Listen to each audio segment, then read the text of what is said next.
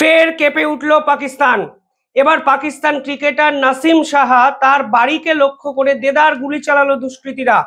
এবং আজকে অবধি যে খবর সামনে আসছে সেখানে বলা হচ্ছে পাকিস্তান সেনা কিংবা পাকিস্তান সরকার সেই দুষ্কৃতীদের কোনো ট্রেসই করে উঠতে পারলো না। নাসিম সাহার মতো একজন হাই প্রোফাইল ক্রিকেটার, যিনি পাকিস্তানের রীতিমতো সেলিব্রিটি, তার বাড়িকে কেন্দ্র করে এই ধরনের বিতর্ক বা জটিলতা নিঃসন্দেহে কিন্তু পাকিস্তান সেনাবাহিনীর ঘুম উড়িয়ে দিয়েছে। এবং এই গুলি চালানোর পিছনে আসলে কোন সংগঠন আছে বা তাদের মোটিভটাই কি, সেটা এই মুহূর্তে সব থেকে বড় প্রশ্ন। দেখুন, পাকিস্তানের শেষ 1 বছর ধরে যা হচ্ছে তার কোনো ট্রেস বা আগাম পূর্বাভাস পাকিস্তান সেনাবাহিনীর কাছে নেই। একদিকে তেহরিকি তালিবান দিনের পর দিন সেনাঘাঁটিকে ধ্বংস করে যাচ্ছে। অন্তত 1000 জন পাকিস্তান সেনাবাহিনীর সদস্য শেষ 3 মাসে নিহত হয়েছে তেহরিকি তালিবানের এই আক্রমণে। এবং অন্যদিকে বালুচিস্তান লিবারেশন আর্মি, যারা দিনের পর দিন পাকিস্তান সেনাবাহিনীর কনভয় একের পর এক বিস্ফোরণে উড়িয়ে যাচ্ছে। অর্থাৎ পাকিস্তানের আভ্যন্তরীণ কোন্দল এমন চরম জায়গায় পৌঁছেছে যে পাকিস্তান সরকার দেশের ক্ষমতা তুলে দেওয়ার চেষ্টা করছেন পাকিস্তানের সেনাপ্রধান আসিফ মুনিরের হাতে। তার যাবতীয় ব্যর্থতাকে ঢাকতে সেনাপ্রধানই হবেন দেশ পরিচালক। এই রকম একটা প্লট যখন সাজানো হয়েছে, ঠিক তখনই ইসলামাবাদের ভয়াবহ বিস্ফোরণ। আর ঠিক দুদিন পর পাকিস্তানের অন্যতম জনপ্রিয় ক্রিকেটার নাসিম সাহা, তার বাড়িকে কেন্দ্র করে দেদার গুলি চালানো হলো দুষ্কৃতীদের পক্ষ থেকে। শুধু তাই নয়, পাকিস্তানের মান সম্মান এমন জায়গায় গিয়ে পৌঁছেছে যে এবার পাকিস্তান ছেড়ে চলে যেতে শুরু করেছেন শ্রীলঙ্কার ক্রিকেটাররা। ইসলামাবাদ বিস্ফোরণ এমন ভয়াবহ পরিস্থিতি পাকিস্তানে ধারণ করেছে, মানে পৌঁছে দিয়েছে, তার ফলে শ্রীলঙ্কার 8 জন ক্রিকেটার পাকিস্তান ছেড়ে চলে যেতে চাইছেন শুধু আতঙ্কে। যে খবর সামনে এসছে সেখানে বলা হচ্ছে এই মুহূর্তে পাকিস্তানের সঙ্গে ক্রিকেট খেলতে শ্রীলঙ্কার ক্রিকেট টিম পাকিস্তানে আছে এবং শ্রীলঙ্কার ক্রিকেট টিম এবং তার গুরুত্বপূর্ণ সদস্যরা এই মুহূর্তে পাকিস্তান ছেড়ে চলে যেতে চাইছেন এবং 8 জন ক্রিকেটার পাকিস্তান ছেড়ে চলে যাওয়ার প্রস্তুতি শুরু করেছেন। ফলে এই মুহূর্তে দাঁড়িয়ে এই পাকিস্তান বনাম শ্রীলঙ্কা সিরিজ হবে কি হবে না সেটাই সব থেকে বড় প্রশ্ন। অর্থাৎ দেশ বিদেশ সমস্ত জায়গায় পাকিস্তানের মান সম্মান কিন্তু ভুলণ্ঠিত হচ্ছে। দেখুন, কিছুদিন আগে ইসলামাবাদ কোর্টের বাইরে যে ভয়াবহ বিস্ফোরণ হয়েছিল, সেই বিস্ফোরণের দায় সরাসরি ভারতের উপর চাপিয়ে দিয়েছিল পাকিস্তান প্রধানমন্ত্রী। এবং ভাবখানা এমন ছিল যে বিস্ফোরণের পর কি স্টেটমেন্ট দেবে তারা, সেটা যেন রেডি ছিল। ঘন্টাখানেকের মধ্যেই পাকিস্তানের প্রধানমন্ত্রীর নজিরবিহীন স্টেটমেন্ট, যেখানে তারা সরাসরি বলে বসে যে ভারতের ষড়যন্ত্রে ইসলামাবাদের এই আদালত সম্পূর্ণভাবে ধ্বংস হয়ে গেছে এবং এই ইসলামাবাদের ব্লাস্টের ফলে প্রায় 48 জন মৃত্যুর মুখে কিন্তু ঢলে পড়েছে সরকারি হিসাবে। আর আজকে পাকিস্তানের ডিফেন্স মিনিস্টার সরাসরি ভারতকে যুদ্ধের হুঁশিয়ারি দিয়ে বসলেন। যে অপারেশন সিন্দুরের সময় থেকেই যে মিনিস্টার সব থেকে বেশি আলোচনার কেন্দ্রবিন্দুতে আছেন, সেই খোয়াজা আসিফ, তিনি আজকে একটি অত্যন্ত গুরুত্বপূর্ণ কথা বলেছেন। গুরুত্বপূর্ণ কেন?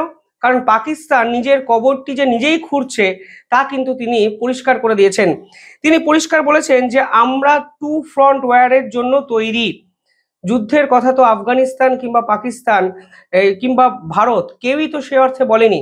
হঠাৎ করে তারা একটি সাংবাদিক সম্মেলন করেন এবং সেখানে বলেন আমরা 2 ফ্রন্ট ওয়ারের জন্য তৈরি।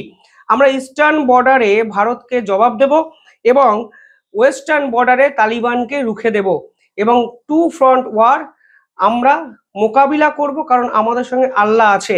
ইংরাজিতে কোট আনকোট যদি দেখেন লাইনটি, আমি একটু পড়ে শোনাচ্ছি তাহলেই বুঝবেন।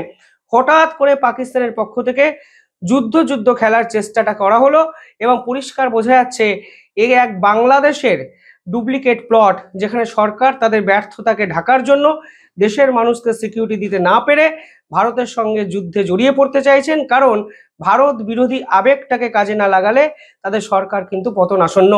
তিনি বলেছেন fully prepared for a two front war against India on the eastern border and the Taliban along with western border. Allah help us in round 1 and he will help us in round 2. Allah help us in round 1, অর্থাৎ তিনি বলতে চেয়েছেন operation সিন্দুর পর্বে আল্লাহ তাদেরকে সহায়তা করেছেন এবং এর ফলে তারা অপারেশন সিন্দুরের সময় যুদ্ধে জিতেছেন। অর্থাৎ পাকিস্তান নিজেদের ঢাক নিজেরা পিটিয়ে মিথ্যা বুলি আন্তর্জাতিক স্তরের সামনে প্রেজেন্ট করে সেলফ স্যাটিসফ্যাকশন করানোর চেষ্টা করছেন। আসলে অপারেশন সিন্দুরে যে তাদের 9টি জঙ্গি ঘাঁটি, 11টি মিলিটারি বেস সম্পূর্ণ ধ্বংস হয়ে গেছে, সেই বেদনা তারা ভুলতে পারেনি। ফলে রাষ্ট্রসংঘ বলুন, বিভিন্ন আন্তর্জাতিক সংগঠন বলুন, কিংবা ডোনাল্ড ট্রাম্পের সামনে বলুন, তারা এক পুরো চর্বিত চোরবন। আল্লাহ নাকি তাদেরকে অপারেশন সিন্দুরে জিতিয়ে দিয়েছেন, এবং অপারেশন সিন্দুর পর্ব 2 যদি হয় তাহলে তারা প্রস্তুত, অর্থাৎ তারা তাদের দায় ঝেড়ে ফেললো। এবং আরো একটা ইন্টারেস্টিং ফ্যাক্ট যেটা বলা দরকার, যেটা আপনাদের জানা দরকার, এই যে দিল্লি বিস্ফোরণ কাণ্ড ঘটেছে, যে বিস্ফোরণ কাণ্ডকে নিয়ে দিল্লির ক্যাবিনেট কমিটি অন সিকিউরিটি সরাসরি টেরোরিস্ট যোগ খুঁজে পেয়েছে, এবং একের পর এক তথ্য যেভাবে সামনে আসছে, সেখানে পাকিস্তান এটাকে গ্যাস বিস্ফোরণ বলে দিয়েছে।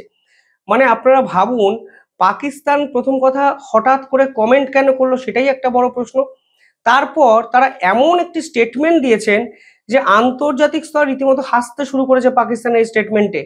তারা বলেছেন এই দিল্লি ব্লাস্ট একটি ছোটখাটো গ্যাস বিস্ফোরণ, এবং দেখুন তাদের কাছে ছোটখাটো হতে পারে, তাদের দেশে প্রতিদিনই এই ধরনের মানুষ মরছে, তাদের দেশের সেনাবাহিনী তাদের দেশের মানুষের উপরই নির্মমভাবে এয়ার স্ট্রাইক করছে, তাদের দেশের জঙ্গি সংগঠন তাদের খুঁজে খুঁজে সেনাবাহিনীর কর্তাদের মারছে, মিলিট্যান্ট যে গ্রুপগুলো আছে তাদেরকে ধ্বংস করছে।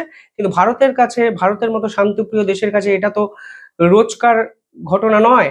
কিন্তু আজকে পাকিস্তানের ডিফেন্স মিনিস্ট্রির পক্ষ থেকে অফিসিয়ালি বলা হয়েছে যে এই পুরো বিষয়টি ছিল কালকে অবধি গ্যাস সিলিন্ডার ব্লাস্ট, অর্থাৎ তিনি বলতে চেয়েছেন Bharat cabinet committee on security meeting করে এই গ্যাস সিলিন্ডার ব্লাস্টটাকে টেরোরিস্ট হামলা করে দিয়েছে, এবং তিনি বলছেন now they are trying to label it a terror conspiracy. দেখুন টেরর কনস্পিরেসি কিনা তা তো তথ্য প্রমাণ যা সামনে এসে সেটাতেই বোঝা যাচ্ছে। যারা এই সঙ্গে জড়িত তারা সরাসরি তুরস্কের সঙ্গেও জড়িত, তারা জেইসি মোহাম্মদের সঙ্গে জড়িত। মাসুদ হাজারের মহিলা বাহিনী, যা মাসুদ হাজারের বোন কন্ট্রোল করে, তিনি মহিলা ডাক্তারদের খপ্পরে ফেলেছিলেন, এবং মহিলা ডাক্তার সরাসরি জেইসি মোহাম্মদের মহিলা উইং এর সঙ্গে জড়িয়ে পড়েছেন। ফলে যখন পাকিস্তান যোগ আন্তর্জাতিক স্তরে প্রতিষ্ঠিত করে দিয়েছে ভারত, ঠিক তখনই তাদের মনে হচ্ছে এটা একটি গ্যাস বিস্ফোরণ, এবং ভারত নাকি এটা মিথ্যা মিথ্যা সন্ত্রাসী হামলা করে দেওয়ার চেষ্টা করছে। এবং সেটা বলছেন খোয়াজা আসিফ, যিনি পাকিস্তানের ডিফেন্স মিনিস্টার, তিনি বলছেন তারা পাকিস্তানকে দায়ী করবে ভারত, একটা ছোট্ট গ্যাস বিস্ফোরণকে কেন্দ্র করে পাকিস্তানের বিপক্ষে আঙুল তুলবে ভারত। এই অভিযোগ এবার পাকিস্তানের পক্ষ থেকে এসছে, এবং পাকিস্তান নাকি 2 ফ্রন্ট ওয়ারের জন্য তৈরি। দেখুন ভারতের সঙ্গে যুদ্ধ করার জন্য তারা উদ্গ্রীব, কিন্তু তাদের দেশের বর্তমান অবস্থা দিনের পর দিন যেভাবে চরম খারাপ অবনতির জায়গায় পৌঁছেছে, সেটাকে ভালো তারা করতে চাইছেন না। আজকে ক্রিকেটার নাসিম শাহর মতো ব্যক্তিত্বের বাড়িকে মানে ঘিরে যে ভয়ঙ্কর পরিস্থিতি তৈরি হলো, এবং যার ফলে শ্রীলঙ্কার ক্রিকেটাররা পাকিস্তানে থাকতে আতঙ্কিত বোধ করছেন, তার কোনো সমাধান না খুঁজে পেয়ে তারা হঠাৎ করে একটি সাংবাদিক সম্মেলন ডেকে যুদ্ধের হুঁশিয়ারি ভারতকে দিয়ে বসলেন।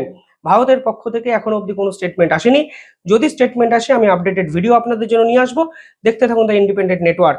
যারা এই চ্যানেলটি দেখছেন, ছোট্ট একটা অনুরোধ, চ্যানেলটি যদি ভালো লাগে পরবর্তী জিওপলিটিক্যাল ভিডিওর আপডেটের জন্য আমাদের চ্যানেলটিকে একটু সাবস্ক্রাইব করে পাশে থাকা বেল আইকনটি ক্লিক করে পাশে থাকবেন। ধন্যবাদ, ভালো থাকবেন।